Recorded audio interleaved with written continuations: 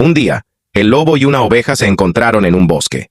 El lobo, cansado de ser malinterpretado, decidió que quería hacer un amigo. Se acercó y dijo: «Hola, no quiero comerme, solo busco compañía».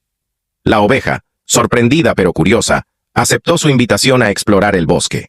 Juntos descubrieron un río brillante y se encontraron con un grupo de animales que necesitaron ayuda. El lobo utilizó su fuerza para mover ramas caídas, mientras la oveja organizaba a los demás animales para construir un refugio. Trabajando juntos, pronto tenían un lugar seguro. Al final del día, el lobo y la oveja se dieron cuenta de que habían forjado una hermosa amistad.